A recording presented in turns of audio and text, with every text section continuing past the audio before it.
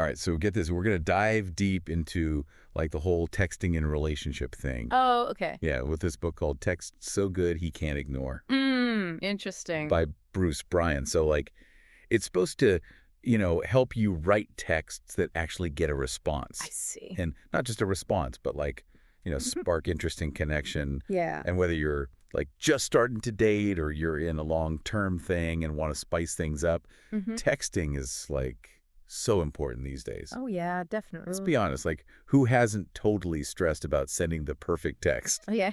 Oh, I know, right? Like so much pressure. Yeah, exactly. What's interesting about this book, though, is like it's aimed at women who want to attract men. Right. But so much of what Bryans talks about actually applies to communication, period. That's true. Yeah. It's about like getting the psychology of how we connect through language, even if it's, digital. Right. So it's not just about like getting a date. No. It's about that genuine connection. No, it's exactly. Which we all want, right? Absolutely. So Bryan starts with this whole thing about like the male mind.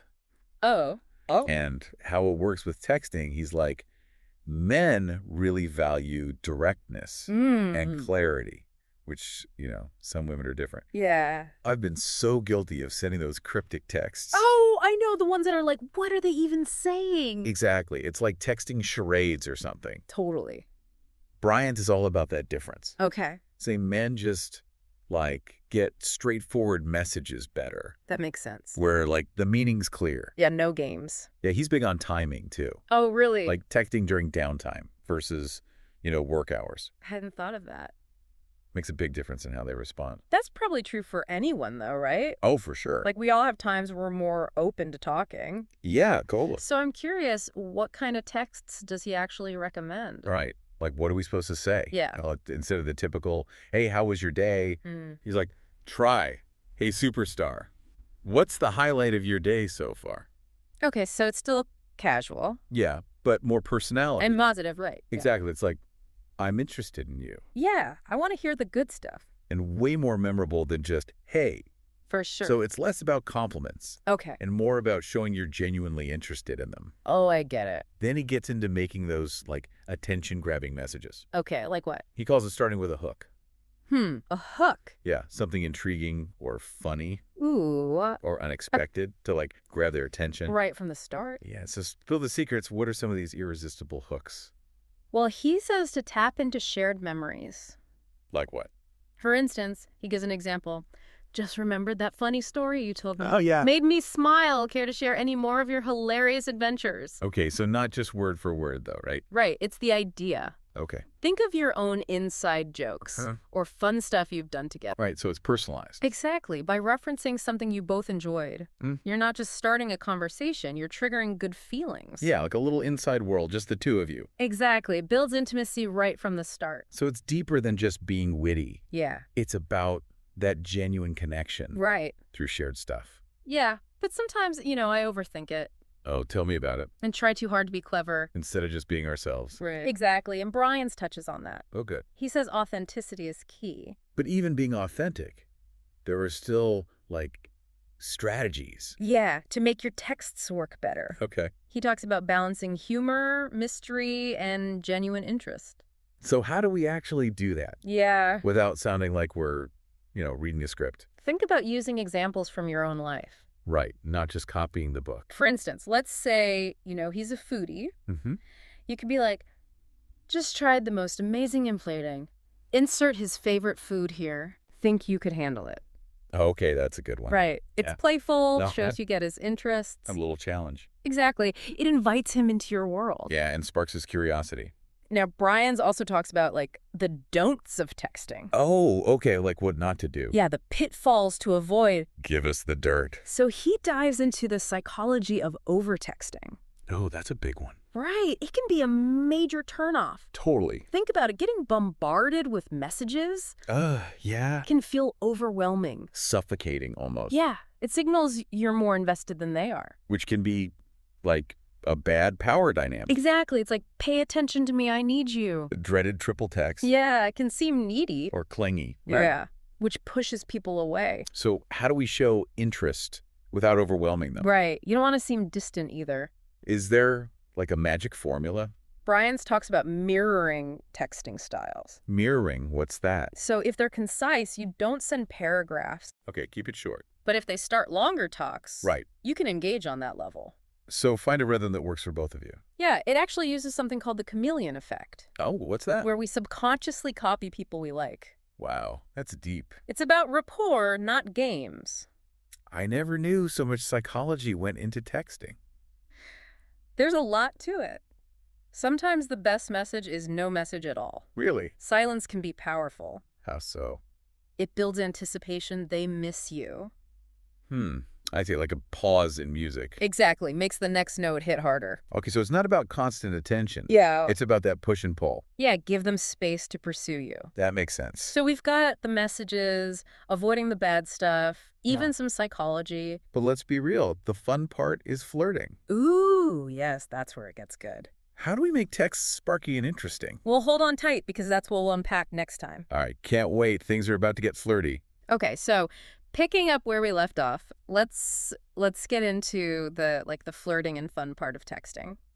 Yeah, because, come on, a little playfulness is key. Oh, absolutely. It's like it keeps things interesting. Totally. Adds a little spice. Right. So what does Bryan say about that?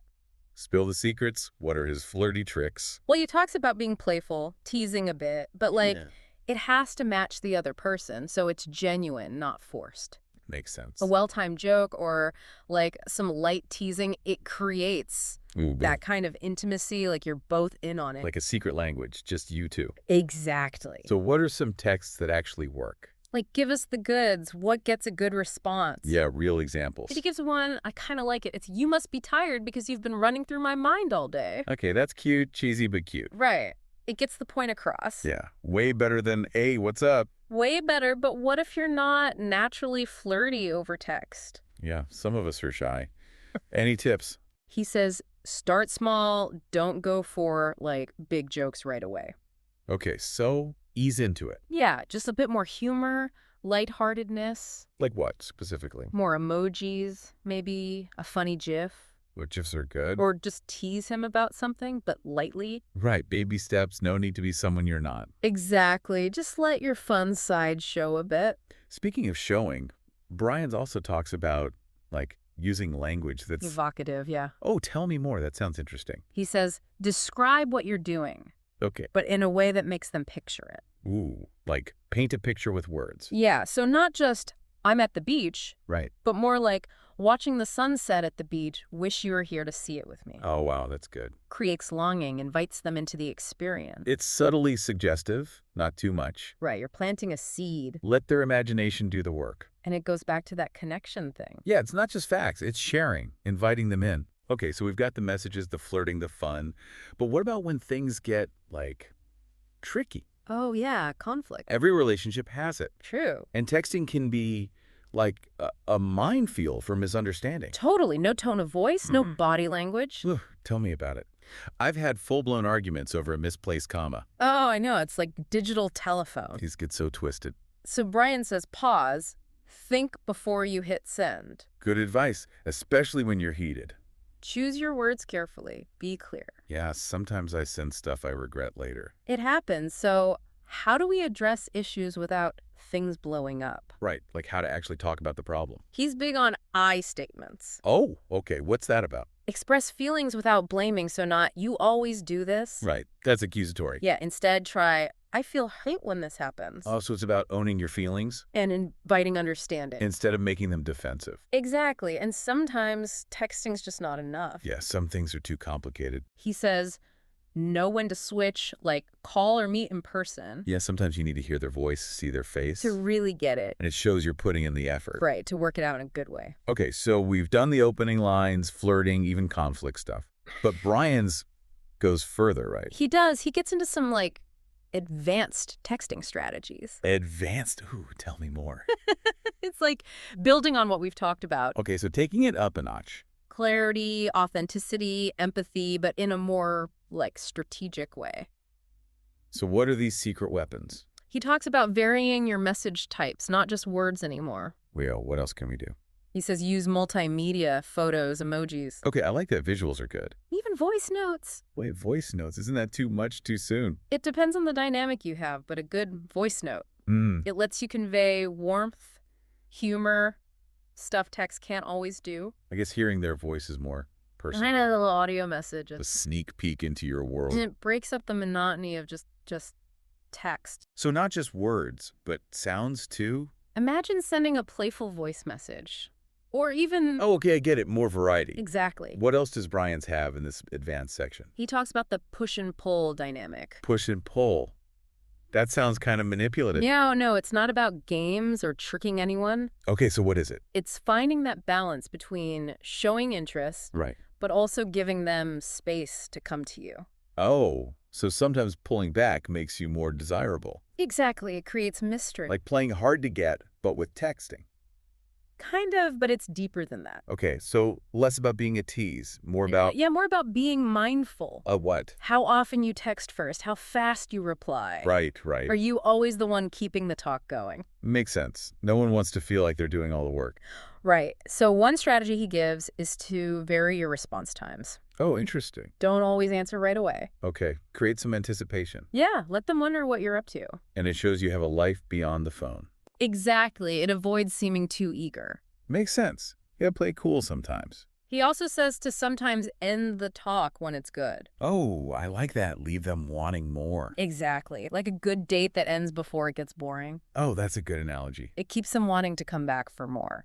All of this is so helpful, but I think the biggest takeaway for me is that texting is just one part of communication. Oh, absolutely. It's a tool, a way to connect. Create intimacy, even resolve stuff. But it's not a replacement for real life. At the end of the day, it's human connection. Yeah, and sometimes the best thing is to put the phone down. Talk face to face. Exactly. Okay, that wraps up the advanced texting strategies. But stick with us, because next time, Yes. we're going to get real, analyze some actual texts. Oh, fun. The good, the bad, the cringeworthy. I'm ready. Let's do it. Welcome back to, the final part of our whole texting deep dive. Yeah, we've covered a lot, from understanding those male minds. Right, to crafting those texts that actually work. The ones that, spark interest, get that connection going. Even a little flirtation, right? Oh, absolutely. Can't forget that. And we talked about, being genuine, reading the signs. Knowing when to switch it up, call or meet in person instead. Right, and those advanced moves like multimedia and the whole push and pull thing. Yeah, lots of strategies. So now, for fun, and maybe some cringe, let's put it all into practice. Okay, I like where this is going. You game for analyzing some real texts. Oh, yeah, let's dissect what works and what's a total disaster. You know, the ones that make you go, oh, honey, no. I'm ready for a texting autopsy. Hit me with it. All right, let's start basic, the classic. Hey, what are you up to? Ugh, so overused. It's functional, but, boring. Right, it doesn't really spark anything, no curiosity. It's the texting, how's the weather? Yeah, fine for a check-in, but not for making an impression. Exactly. No lasting impact. Now consider this. Just finished watching insert movie or TV show he likes. Made me think of you a day. Okay, now that's better. It's personal. Right, shows you're paying attention. And that wink, a touch of flirtation. It's like an invitation to connect. Over something you both like. Yeah, it's more than just small talk. It gives him a reason to engage, ask why you thought of him. Okay, ready for a bad one? Hit me. I'm bored. Entertain me. Ooh, yikes. That's a bit much, isn't it? Right. Demanding, self-centered. Like, your job is to make me happy. Not a good look. Especially early on, you want to be more balanced. Yeah, like you both contribute to the fun. How about this? I'm trying to decide what to do tonight. Any suggestions? Maybe we could insert an activity you both enjoy. Okay, I like that. Playful, but also inviting. Collaborative, right. You value his input. Shows you want to actually hang out with him. And he gets to share his ideas, too. Okay, brace yourself. This one's rough. Why haven't you texted me back? Are you ignoring me? Oh, no, the neediness is strong with this one. So clingy, desperate, the opposite of attractive. You gotta project confidence if they don't text back. Give them space. Assume they're busy. Don't jump to conclusions or blow up their phone. So what's the right way to handle that? Shift the focus. Talk about something good in your life. Okay, like what? Just had the most amazing insert and experience you had. Wish you were here. Oh, that's clever. It shows you have a life. And creates intrigue. He'll want to know more. It's like, I'm thinking of you, but I'm not waiting around. Exactly. Puts the ball in his court without being pushy. Wow, this is so helpful. I'm actually learning things. Glad to hear it. But before we wrap up, I gotta ask, have you had any texting fails? Oh, you know I have. Haven't we all? Spill the tea. Embarrassing moments, accidental sends, anything. I once sent a flirty text meant for my partner Oh, no. to my boss. The wrong recipient. Classic. It was mortifying, but we laughed about it later. And learn to double-check before hitting send. Especially with suggestive messages. A lesson we've all learned, probably the hard way. Right? It's like a digital rite of passage. But makes for good stories, so as we say goodbye to texting tips. What's the final takeaway you want to leave our listeners with? Yeah, what's the big picture? Texting is just one way we communicate. It's not the whole story. It's a tool, but not a replacement for real connection. So use those texting skills, but also Put the phone down sometimes. talk face-to-face, build those real relationships. Well said. Communication is a journey. With lots of bumps along the way. Embrace the messiness, learn from it, and most importantly, have fun. that's right. Thanks for joining us on this texting deep dive. And happy texting, everyone.